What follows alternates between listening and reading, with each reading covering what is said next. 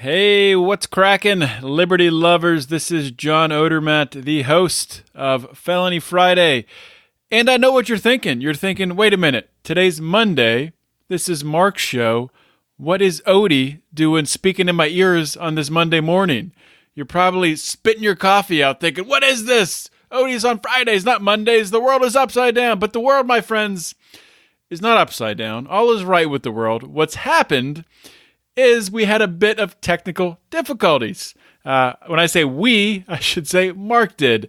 And his computer is officially on the fritz. So as we do here at Lions of Liberty, we can't keep you without wonderful content. So in speaking with Mark, and we came together with Brian, and as a group, we decided for this Monday show to dip back into the archive and to give you personally, it's one of my favorite interviews that Mark has done.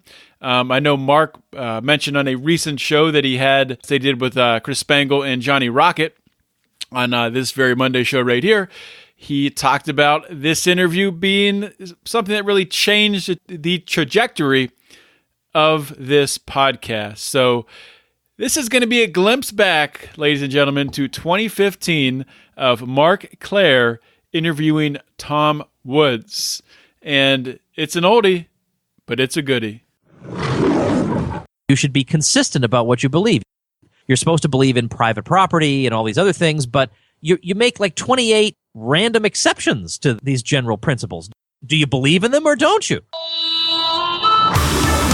Welcome to the Lions of Liberty podcast. Here's your host, your guide, your shining beacon of liberty, Mark Claire.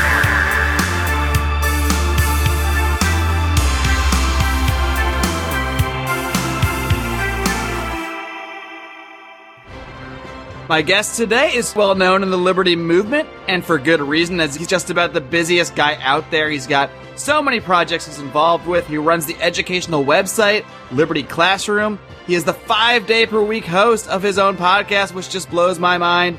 He is also a New York Times best-selling author who has published many books, including The Politically Incorrect Guide to American History, Nullification, How to Resist Federal Tyranny in the 21st Century, and his latest, Real Dissent, A Libertarian Sets Fire to the Index Card of Allowable Opinion.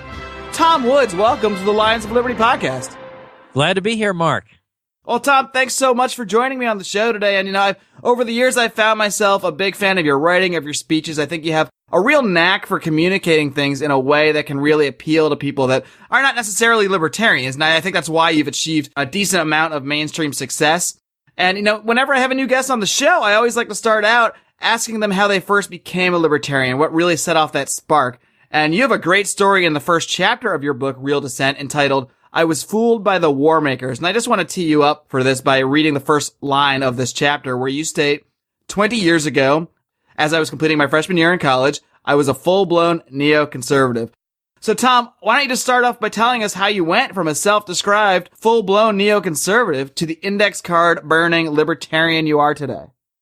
When you look at how I handle conservative opponents today and the types of arguments I use against them, I use those arguments because they worked against me back when I was a fairly conventional conservative, neoconservative. So it's not an accident. It's not at random that I use the arguments that I do when I just say to people, you should be consistent about what you believe. You're supposed to believe in private property and all these other things, but you make like 28 random exceptions to these general principles. Do you believe in them or don't you?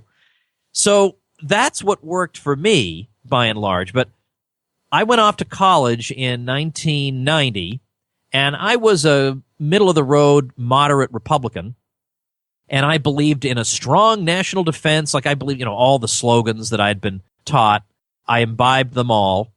You're looking at a guy who, in 1984, I watched as a 12-year-old, I watched the entire Democratic and Republican conventions in their entirety. Watched every bit of at least of the televised portions every single night I was in front of the TV. That's not normal. Wow. I have an 11-year-old, and the idea that 1 year from now she could be in a position to be doing that is deeply disturbing to me. Would you even allow her to do that?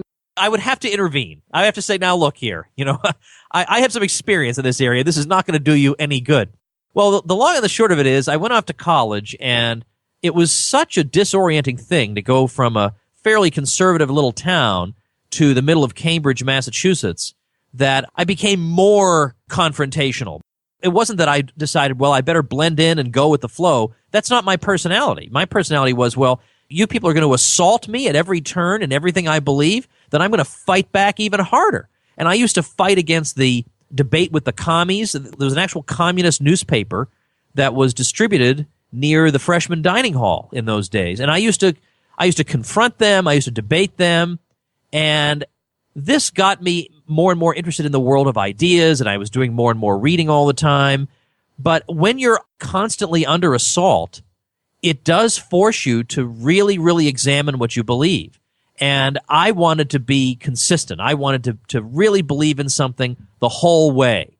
And I started reading, conservative and libertarian magazines because I wanted to hone my debating skills.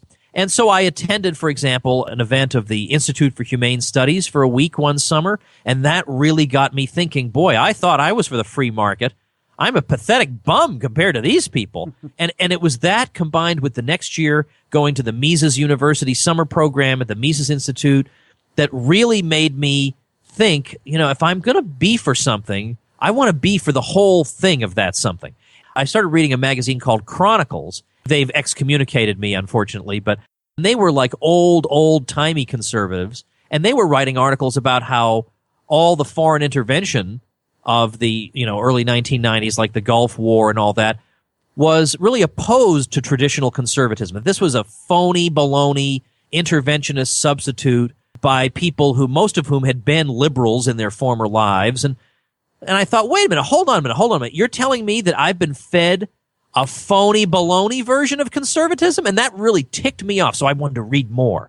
What else have I been deceived about? So that's why I love giving these neocons a hard time by calling them not real conservatives and they're fakes. And by the way, I'm just getting done talking about the French Revolution in the Ron Paul curriculum course that I'm doing on Western civilization. Edmund Burke's whole point as a conservative at that time was to say that societies are much too variegated and delicate and intricate things to think that you could just go abroad and just create a whole new society from scratch, or that you could do that in your own society, that people with big brains and clipboards could sit down and design a society. That is exactly the opposite of conservatism. That was Burke's whole point of his opposition to the French Revolution, was that. And yet I see these so-called conservatives saying that they're going to remake Afghanistan, they're going to remake Iraq in the Western image. They are the anti-Edmund Burke. They are the anti-conservative. So I love using this stuff against them. And then, of course, the war stuff, well, that's a whole separate question. And I devote the whole first section of my new book, Real Dissent, is dedicated to war, foreign policy, and why the conservatives are not conservative and why they're terrible on foreign policy. All that is covered there. But I realized that it did not make sense for me to say, I don't trust anything this federal government says when it comes to milk subsidies or whatever trivial thing it was. But when it tells me it needs to invade Iraq to reverse its invasion of Kuwait, well, I'll stand up and salute. I thought, well, maybe there's a little skepticism called for here as well. And once you walk down that road, well, there ain't no turning back. And I think that war issue is what gets a lot of people into libertarianism overall, because it's the one thing where ultimately both quote-unquote sides of this political debate, maybe the Democrats will have some little anti-war rhetoric mixed in, but you still see Democratic presidents going to war, and certainly conservative Republican presidents are always basically frothing at the mouth for this stuff, at least a lot of the mainstream guys. So, I mean, the war is the one issue where I think it finally kind of pulled me out of my slumber, so to speak, in my early 20s when I started seeing, well, why are we actually invading Afghanistan after all these guys from Saudi Arabia came over? And I started listening to this Ron Paul character who was talking about, non-intervention and how there's actually real reasons for terrorism. It's not just people randomly latching it out because we have, cheap cupcakes or whatever capitalism is providing us that they hate so much. There are actual causes for this, and it is the imperial wars and all the intervention overseas. Now, I want to talk about this concept of intervention a little bit because I think it is a difficult subject to communicate to other people with because, You know, it's kind of a talking point of libertarians, the concept of non-intervention. And I think sometimes people can sort of get confused because they'll think, well, wait, why can't we intervene to defend the rights of others? And obviously, people that have been studying the history of the U.S. government and what they've actually been doing can tell you that, well, no, the U.S. government has not proven any sort of interest in actually defending individual rights. I mean, if you see the war on drugs at home, clearly nobody's trying to defend individual rights there. So why should we trust them to do something like that overseas? But as a principle, do you think non-intervention as a prescription for the U.S. government, it definitely makes sense that we shouldn't be doing all this stuff. But as an actual base principle, that's where I think some confusion about non-intervention happens. Because just at the most, basic level, if say my neighbor is getting raped and I see someone break into her house and I see her getting raped, well, she's in trouble. Obviously, I can intervene and help her. So, despite the fact that she's on her private property or, a sovereign territory, whatever you want to call it. So how do you kind of merge those two concepts, like describing non-intervention as a prescription for government as opposed to, how actual individual humans can act towards each other?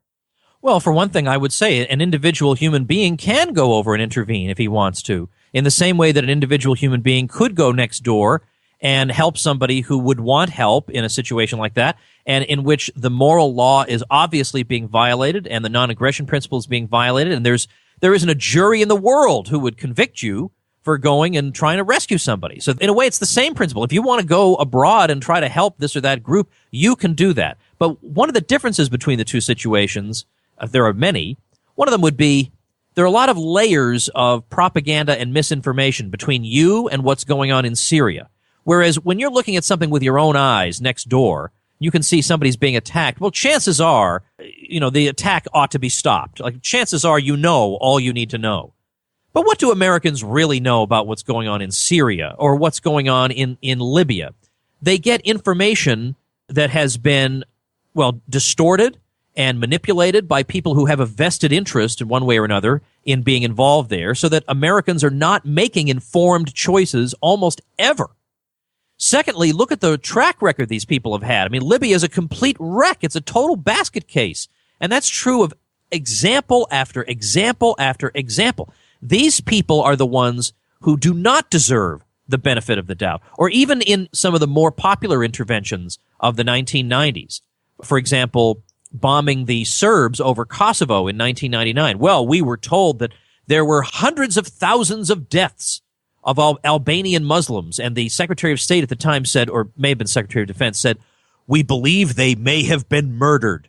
Well, it turns out the they didn't even exist, because when they wound up looking at it after the fact, actually a grand total, not hundreds of thousands, a grand total of 2,100 people on both sides of what was a civil war had died. And meanwhile, the peace-loving Albanian Muslims went around destroying Orthodox monasteries and churches and burning them to the ground. And to say that, well, this is just a clear-cut case of bad guys with horns and good guys with angels' wings is the typical government attempt to justify its own power lust.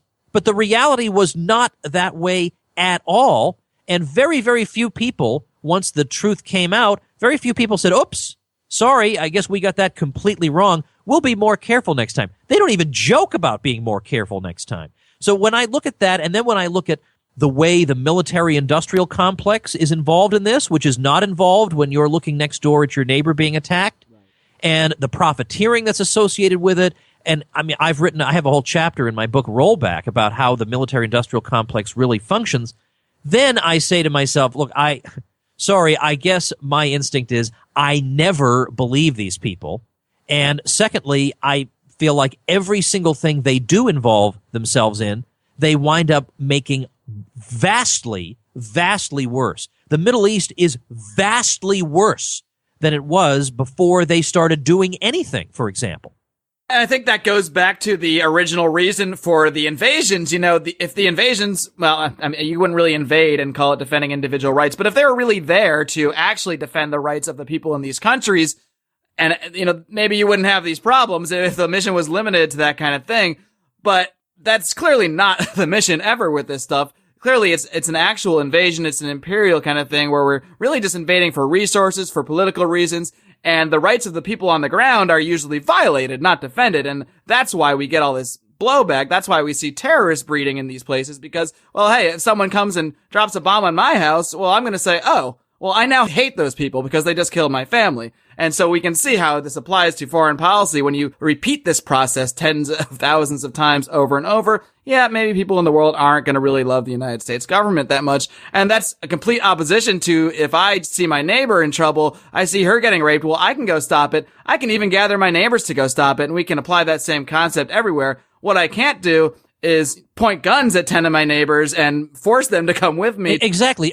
Yeah, you can be much more surgical than the U.S. government can be, has ever shown an interest in being, and there's all kinds of evidence and studies and research that shows that there's a huge number of people, vastly more than have been killed, who have now gotten involved in Islamic radicalism or going to Iraq to fight and all this, simply because they were radicalized by the events. And look, I've read about Islam. I know all the stuff the neocons know about Islam. But the question is, why are these specific people doing these specific things at this specific time?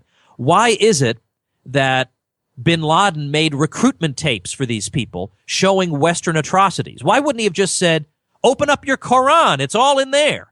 He didn't. He said it's these specific things. All right, I mean, he listed actual grievances. He listed the bases. And now, if it had been the case that for some reason it was absolutely necessary for the safety of America to do all these terrible things, that you would at least have a debate on your hands.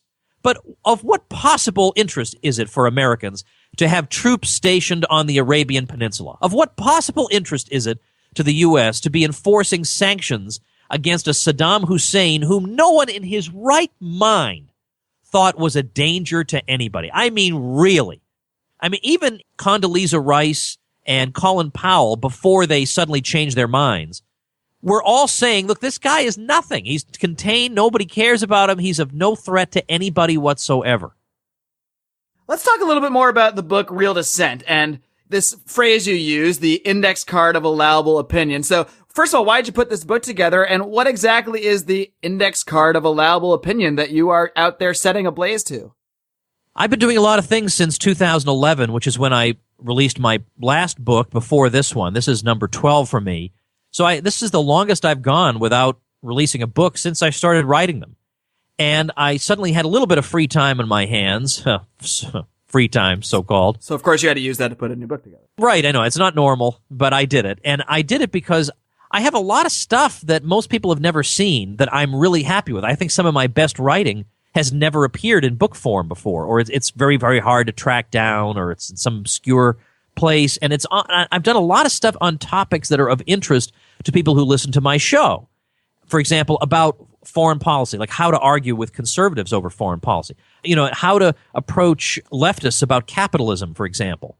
Or the Federal Reserve. What do you do when people say, look, man, you rotten ingrate, the Fed has smoothed out the business cycle. I mean, we've had much more stability in the 20th century than we ever had in the 19th. Why would you not support the Fed? You're just being unreasonable. Like, these are arguments that are going to come up that you are going to have to deal with one way or another. And I've done a lot of stuff on this, and it's, you know, when you write in article form, which a lot of this is, your writing tends to be punchier, livelier, you know, going more for the jugular. So I thought, since a lot of people like my replies to critics of libertarianism, like when Salon writes a critique or Slate or whatever, people will come to me and say, you got to respond to this. And I do. And then people really enjoy the replies. I thought, well, if you like those, I got a whole bunch of these. So I put them together, categorized them into different parts. There are 10 parts of the book on topics of interest to listeners of your show and mine. And I thought, you know, this will be a way for people to learn how to defend themselves when these arguments come up in their own case, to also just to learn more. It's not all just about winning debating points, but to make sure that this stuff doesn't just languish in obscurity. I want people to read these pieces because I go back and look at stuff I've written in the past a lot of times and say, you know, gosh, this is better than I remember. This actually has some good talking points, some good evidence that people can use. So I had fun putting it together. It's the first book I've ever done self-publishing with. I've gone with some of the biggest publishing houses in the world in the past, but I thought just for the heck of it, I'm going to publish it. I'm going to do it as an inexpensive Kindle and a paperback for those who want the hard copy, old-fashioned people like me. And then I actually did the narration of the audiobook myself. A typical publisher won't even ask if you want to do it. They'll just go and hire somebody who is going to read your book the way he would read the instructions for operating a microwave oven. And I decided that I think I will read the thing myself. And then finally, I designed my own landing page for the book, where you can get an excerpt and a little video and links to it and links to the audiobook version with me reading it. It's nice to find a domain name that hasn't been taken yet, a .com that hasn't been taken. Well, who was going to have realdissent.com, right? So I bought that, and that's where you can find out about the book. Now, in terms of what's the index card of allowable opinion, I kind of devised this idea really during the Ron Paul presidential campaigns. Because what I loved about the reaction to him was that liberals and conservatives alike just didn't know how to respond to this guy because he just wasn't following the rules. The rules are you say some platitudes and you say, God bless America, and then you go and give another speech. And that's how it's supposed to work. If anything awkward comes up, any question is raised to you that might cause you to lose votes, you change the subject, you dance around it. And here you had a guy who just gave answers. And he gave answers that were not the conventional answers. So if you asked him about the Civil War, he didn't just give the 7th grade textbook rendition about this. He would say, well, there were long-term ramifications that were not so good in terms of strengthening the central government at the expense of the states and violating the just war tradition or whatever. Now, you're not supposed to say that. I mean, you're supposed to say that it was the most glorious event in the history of mankind that had no bad repercussions because the whole world is a giant comic book with good guys and bad guys, and everything that happened had to turn out the way it did. This is a guy who won't do that, or who will say, maybe our foreign policy choices should be other than bombing or starvation. Like, maybe there's a third option, or maybe our economic option should be something other than fiscal stimulus or monetary stimulus. I feel oppressed by these limitations of debate. And so I'm going to throw over the whole table and say, no, I don't accept these limitations on debate. I don't think we should have fiscal or monetary stimulus. I don't think we should bomb or starve. And this just made the media and politicians go berserk. Like their brains are not programmed to be able to compute answers like this. Whereas I think Ron gave us he made such a contribution to America by refusing to confine himself to these prearranged options that we need to carry forth his work. And so the idea of the book is this: if you like that, this whole book sets fire to this artificially constrained range of allowable options.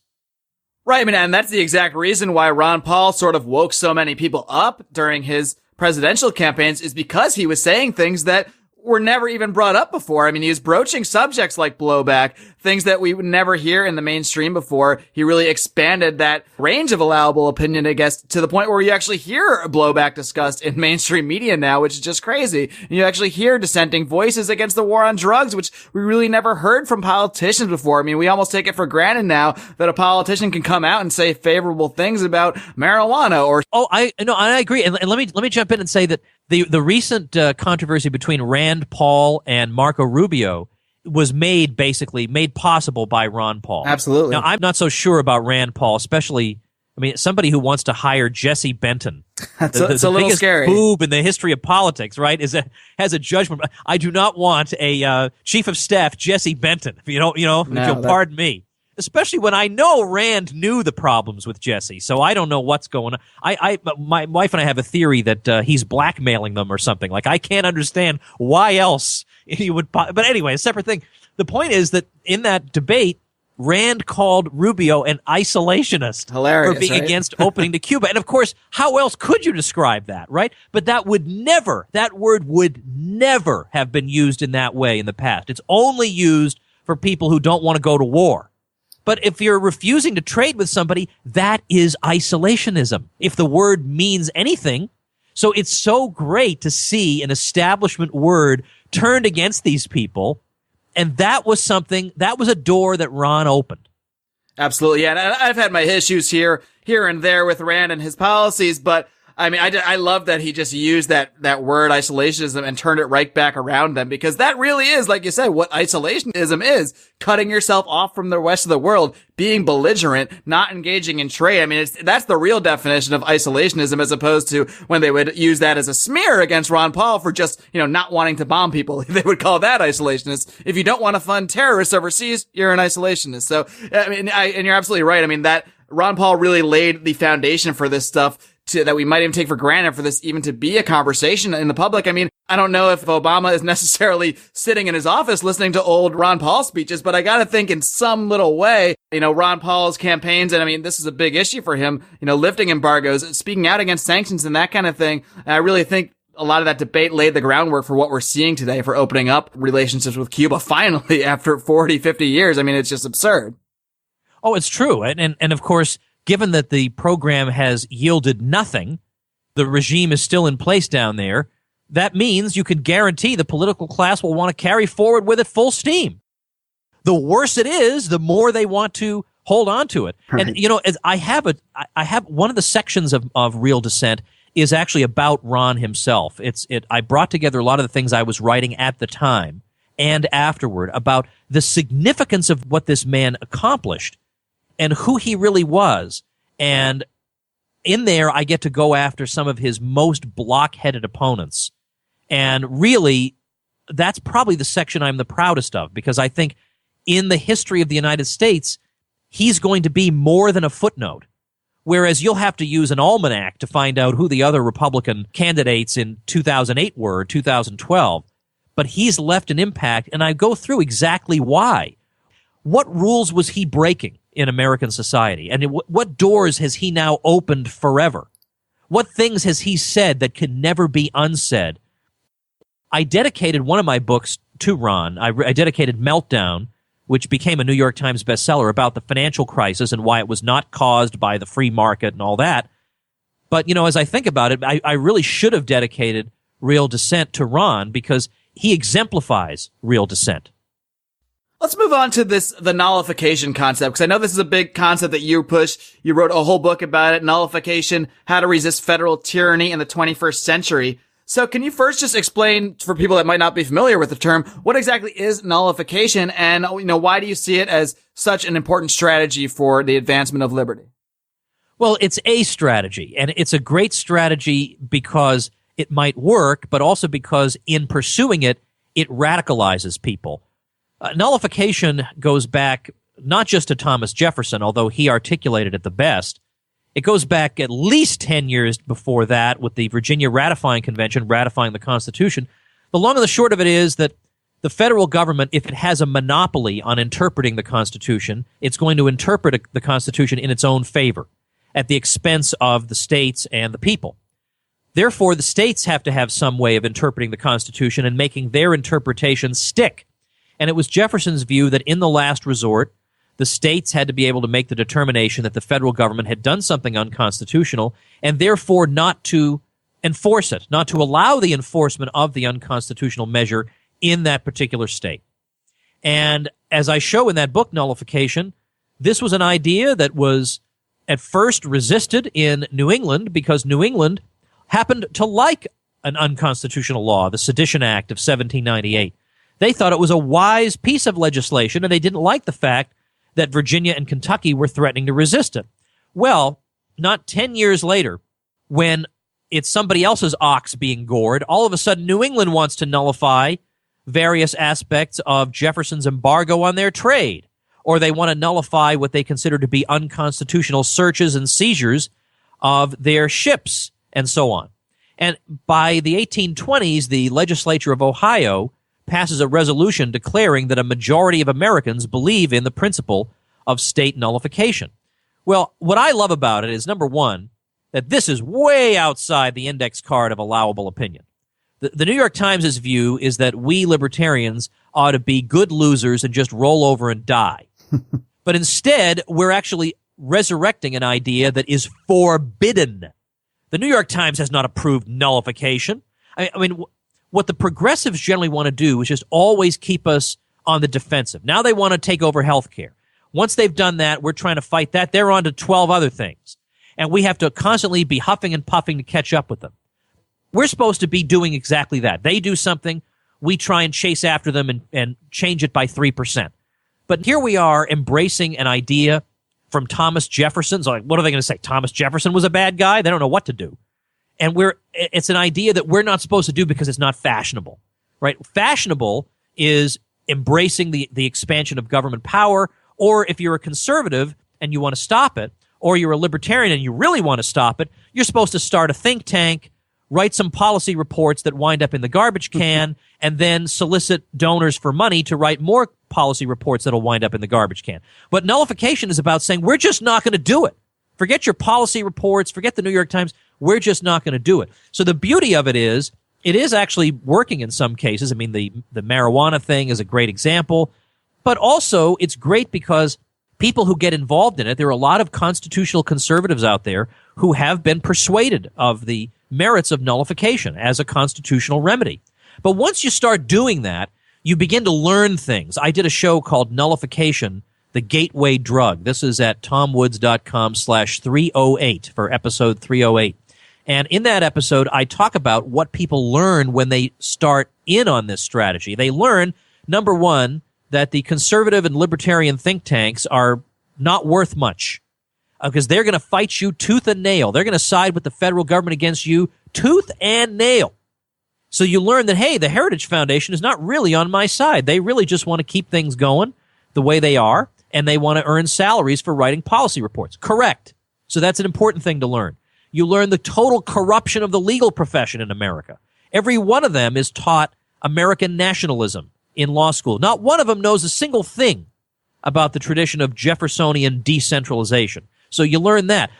And you also learn that right-wing radio, which is supposed to be full of patriots who just want to save America, they will not even mention the word nullification. So it radicalizes people. When they get involved in this cause, they realize, wait a minute, the problems with America go well beyond Barack Obama. It's also the people I thought were part of the solution. They're also part of the problem. This is all very healthy. So you see it not only as an effective strategy, but also a situation where, say, somebody who's just opposed to Obamacare and they get involved with their own state movement to, I guess, fight that law, and that can kind of lead them to see the other ways in which the federal government is really not acting in their favor, in which talk radio, like you said, has been not acting in their favor, and I guess really open up their mind to other concepts. Is that basically how you see that? Yeah, that is. And the funny thing is, when I came out with the book in 2010, I knew Ron Paul was considering running for president again, and now he's blurbed a lot of my books. And I thought, I don't want him to have this nullification albatross around his neck the whole campaign, so I won't ask him this time for a blurb. So I got blurbs from Judge Andrew Napolitano, from Walter Williams, from Barry Goldwater Jr. Those are pretty good blurbs. Well, then he goes out on the campaign trail, and he actually advocates nullification repeatedly on the campaign trail. So I didn't know. I mean, I shouldn't have doubted the guy. I should have realized, wait a minute. To the contrary, he's probably going to be talking about the idea out there while he's campaigning.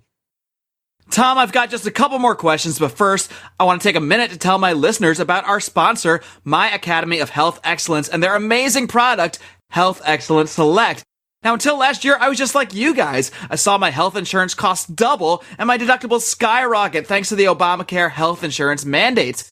Determined not to participate in this corporatist scheme, I sought an alternative and found out about health sharing, a fantastic concept in which your monthly fees go directly to pay the medical bills of others, not into the pockets of some crony capitalist fat cat. Health Excellence Select combines health sharing with a patient care personal assistant, 24/7 phone access to board-certified physicians, and discounts on dental, vision, and other benefits. The best part is that for most people, plans with Health Excellence Select are much more affordable than Obamacare insurance, and it meets the legal mandate, so you will not be fined for using it in lieu of insurance. For more information, head on over to lionsofliberty.com/health.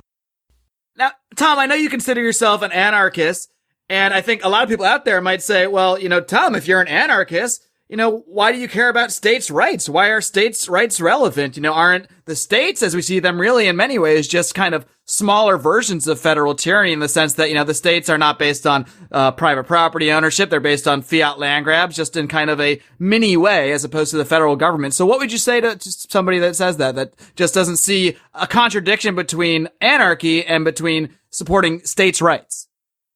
Well, I would agree with them. I don't like the states either. I don't like states, but that's why I want to try and see if I can get them to do something useful. I mean, given that all they do is harass me and loot me, might be nice if they did something productive once in a while, and standing up to the federal government is something productive. And of course, it's not so much that I'm trying to vindicate the rights of Massachusetts or the rights of Florida or the rights of Vermont or anything else. It's that I'm trying to vindicate the rights of the individuals who live in those places. Look, the states are what we have. Like it or not, they are what we have. They are the part and parcel of the American tradition. So given that they're what we have, we might as well put them to some use other than looting and expropriating us, and instead saying to the federal government, no, we're not going to allow you to come in here. We're not going to allow you to spy. I mean, I think it's great, for example, what's been going on in Utah, where they've been trying to come up with, well, actually it's a number of states, but Utah in particular, they've come up with this idea, what if we shut off the water to the NSA facility here in Utah? Now, that facility needs 1.7 million gallons of water every single day to cool off the spying computers. So without water, they can't function. And you may say, but nobody will ever be courageous enough to shut it down. Or if they do shut it down, they'll just go to another state. All right, well, these other states are starting to pass laws saying, if you do come into our state, you ain't getting no water. So they're trying to preemptively stop it. Okay, even if they couldn't do that, they've come up with another idea. Any evidence that is acquired through these means will be inadmissible in any court in this state. Well, that's fantastic. I mean, that's all very libertarian. There's no libertarian in the world who could be against any of that. And so for that reason, and that reason alone, I support these state-level efforts, not because I like states, but I don't like the federal government. It's that I like liberty. And I know people who believe in liberty who are at the state level coming up with counter strategies to deal with the federal government that I think are exciting. Well, and as a matter of fact, I was in Utah last year for a big event that the Libertas Institute, which has been really behind all this, was having. And when I was there were legislators in the audience. There was a very plausible gubernatorial candidate in the audience. And I said, now, it's great that you guys are doing your best and trying to fight back, and that's wonderful. But let me tell you something. If you want to do something that's going to matter, do this. Do this. Support this initiative against the NSA. Because anything else you do about, eminent domain or whatever, that's super, and people are going to like that. But if you want to do something that's going to get you in the history books, I guarantee you will be in the history books if you shut down this NSA facility, then do this. But instead, if you want to just have a career that's totally safe and you stay on the reservation and you don't do anything courageous, by all means, you're free to do that. But just remember, you will be in obscurity forever and no one will remember you ever lived. Like I put it that I thought, what? Let me appeal to vanity if that's what it takes. Because people will remember that you lived if you do this. Yeah, I absolutely love that movement, that shutting down. I think it's called Off Now, the shutting off the water to the NSA facilities in Utah, because, hey, if they can't store that data, well, it's not going to be of very much use to them. And, we'll prevent them from really maybe being able to do it in the future. So, definitely little ways like that are ways we can kind of fight tyranny on whatever level. Unfortunately, not every state is really, on board with all the good things. We've seen a lot of states, nullify marijuana laws on several levels. Some are just doing it in the medical marijuana. Some have even gone all the way to recreational marijuana and allowing that to be legal. In the meantime, we have other states, I'm sure you've seen here, that Oklahoma and Nebraska are actually suing Colorado over its legalization of marijuana. So clearly there are other states where the majority of people are maybe, not as inclined to freedom as some others. So I'm curious, I just want to run this kind of hypothetical by you that I sort of dreamed up here. Now, let's picture a situation where the roles were kind of reversed. Let's say we saw states like, as we do see right now, sort of with Oklahoma and Nebraska, that are saying, we want to keep marijuana illegal. We don't like that this other state next to us is making it legal. And let's say the federal government actually wanted to step in. Obviously, that's not their current posture at all. But if the federal government actually finally took the stance of, we're ending the war on drugs. We don't think we should be pursuing, people who use marijuana, heroin, any of that stuff. But what if there are still states then that say, well, we think it's wrong. We think we should put people in jail for this stuff. Would you support a kind of a federal nullification of states, even though that's really not the way the Constitution is laid out? But in concept, that would be defending individual rights. So how would you view that scenario? Okay, that is a very good question because it feeds into two different ways of thinking about this and figuring out which one should trump the other. On the one hand, there is the view that it's best to have many different jurisdictions. So that was Hayek's view, that the more jurisdictions you have and the smaller the states are, the more likely liberty is to flourish for a variety of different reasons. On the other hand, there is the view that even if you have a centralized government, it could still do good things for you. It could abolish this or that bad practice. It could impose liberty on the states. And Walter Block's view is that I'm perfectly okay if the federal government does the right thing. I don't care if it's constitutional or not. If it does the right thing and tries to prevent coercion, then, I can support even that as long as it's just doing something that stops coercion. And, in the old days, I would have said, I think on balance, I still have to say that the states can have the right to be stupid. And, if you don't like it, at least you have a possibility to move. Whereas the federal government may be your friend today, but when it's your enemy, you have nowhere to go. And now it has a precedent. It's built up precedents for getting involved in the lives of the states. And yes, it's your friend now, but is it going to be your friend next year? Like, for example, what if the United Nations said we're going to get rid of the drug war all around the world? I personally think that'd be a mixed blessing because what's the United Nations going to want to do next? These are all concerns. And to be perfectly honest with you, I don't have an easy answer to that. Of course, my libertarian instinct is I don't want those states doing those things. But my long-term concern is, I think the federal government in the long run is a bigger threat to liberty than Oklahoma is.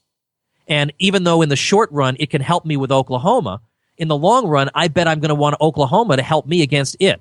Of course, it'd be nice to give you a quick pat response, but I'll tell you that I just really am conflicted in my mind about where ultimately I would come down on that.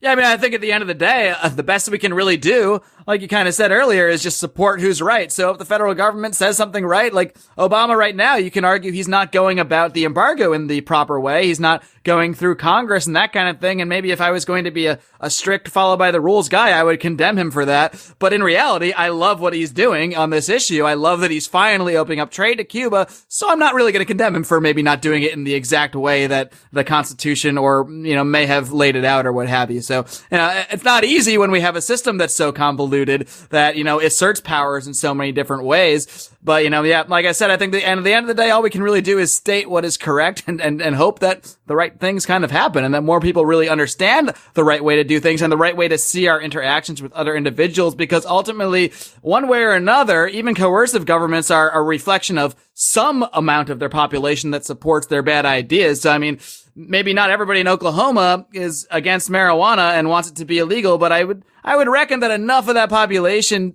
at least supports the politicians that feel that way to somewhat represent that state. So, all we can really do is try to be as consistent and principled as possible along the way. Tom, one more question before I let you go here. It's the question I've been asking my guests lately. I'm curious, what is one book, other than, of course, the dozen or so that you've written, that you would recommend to people who are interested in the ideas of liberty? Maybe people that are new to the movement. Maybe they just stumbled upon this interview somehow and they want to learn more. So what would you recommend to people? Well, especially for newbies, but I think it can do some good as a refresher for people who've been around a long time, would be Ron Paul's book, The Revolution, A Manifesto. And I say that because I've had many experiences with people who have changed their minds. They've become libertarians from either being left liberals or neoconservatives or whatever. They've had their minds changed by that book. And in particular, the foreign policy chapter of that book lays out systematically Ron Paul's view on foreign policy, which he was only able to give in brief snippets in those debates. And people were not necessarily persuaded, by a 20-second remark, but they have been persuaded by that chapter. And it's a short book, so if you give it to a friend, you don't have to worry that it's going to sit on the shelf for 10 years. I think it's less than 200 pages, but it packs a punch and it's effective. Yeah, and I can attest myself that book has been effective. I remember back when that book came out, I was buying copies and giving it to everybody, and I have a few people that literally would call me the next day and say, All right, I'm on board. I totally get it now. And with people that would see the debates and the same kind of people that would see the debates and go, I don't know, he sounds kind of kooky. Well, yeah, some things might sound kooky in a soundbite when you've been brainwashed all these years with all this propaganda, but when you actually take the time to sit down and read his explanations, it really does make so much sense. And he has such a clear way, which a skill I think you have too, a clear way of really writing and, explaining things in a way that really makes sense to regular people. You don't need to be a scholar to read this stuff and start to get it. And the same goes for your book, Real Descent, which I highly recommend people check out. It really is great for people on the go. I'm always moving here and there and trying to kind of read stuff on the way to this and on the way to that. And I have it on my Kindle, and it's great that they're just like really short articles because you can just take 3 to 5 minutes, read an article, and then, bring it out later on when you have more time. So I do recommend Real Descent. And Tom, before I let you go, of course, I want to give you a chance to plug all of your projects. We might need another hour to do that effectively, but why don't you let everybody know where they can find your current work, your show 5 day a week. Again, it blows my mind that you can do a 5 day a week show. Where can everybody find all the projects that you're working on? Well, the easiest way is just to go to tomwoods.com because everything I'm doing, you'll see right there on the homepage. The Daily Show, where you can subscribe on iTunes. Well, I've had all kinds of interesting guests. I think I've done over 300 episodes so far. And then you'll see also on that page the courses that I've done for the Ron Paul Homeschool curriculum. You can get that at ronpaulhomeschool.com, but you can also find out specifically about my courses at tomwoods.com in that little box. Plus, my books are linked there. I've just had my site redesigned, and it's a very clean, uncluttered way of laying out all the things I'm doing, so it just doesn't look too busy. I'm really pleased with how it came out. So tomwoods.com is where to go. Tom Woods, thanks so much for coming on the show. Once again, I really did enjoy talking to you, and, we'll have to do it again sometime because you have so many subjects that you're knowledgeable on out there, and, I think you're a really great voice in the Liberty Movement, and keep up the great work. Thank you very much, Mark. Thanks a lot, Tom. Take care.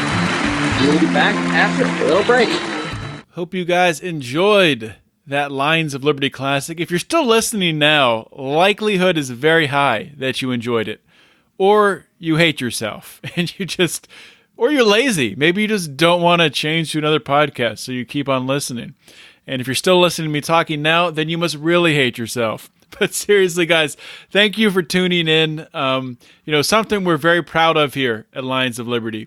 We are the most consistent libertarian podcast, and I say that right after we just missed our first episode, really in almost 6 years. So, and it's not just one person doing episodes. It's a combination of Mark and Brian and myself. Of course, it started just with Mark, and then with Mark and I, and then Brian came in last because he's the lazy one. But we went 6 years with all of us combined, giving you content on our required days. Now we're Monday, Wednesday, Friday. It wasn't always that.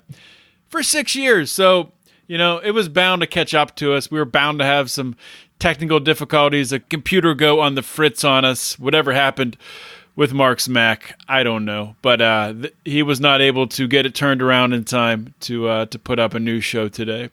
So hope you guys really enjoy this episode. I do want to take a minute here just to talk about something really, really cool. If you haven't heard about this, obviously you guys know, if you've been listening to the show for a while, we went to PorcFest. This was our second year going up to PorcFest, and we brought along with us our friend Dan Smots, the System is Down podcast. He has a media company called Goulash Media.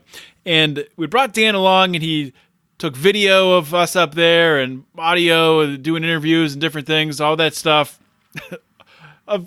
Also all the ridiculousness in between the interviews. And Dan has put together an awesome documentary really telling the story, because throughout the trip, we also interjected and told the story of the founding of the Lions of Liberty, how we came to be the Lions of Liberty, and some backstory on that. It's just a really cool documentary. We're going to release that on September 13th. We're going to release it to the public on September 13th. Right now, if you're in the Lions of Liberty Pride, you've already seen it. You got it. It's in your back pocket. So if you want to see that now, you can go join the Lions of Liberty Pride. Go to patreon.com/Lions of Liberty. And if you sign up for, I guess it's $5 and up, you'll get access to that video. There's a trailer. You can find it on our Facebook page, Lions of Liberty on Facebook. You can find it on our YouTube channel. You You can also find it. I'm not sure if it's on Twitter yet, but it will be. I'm not sure if it's on Instagram yet, but it will be. And it's in our Facebook group. You can find our Facebook group by searching Lions of Liberty Forum on Facebook, and it'll pop up, and you can click join, and you'll be in. So please check that out. If you like the trailer, join the Pride so you can see the whole documentary. It's awesome. And you can support us, too, so we can buy Mark a new computer. Mark needs a new computer, so we're probably going to do that regardless of if you join the Pride or not.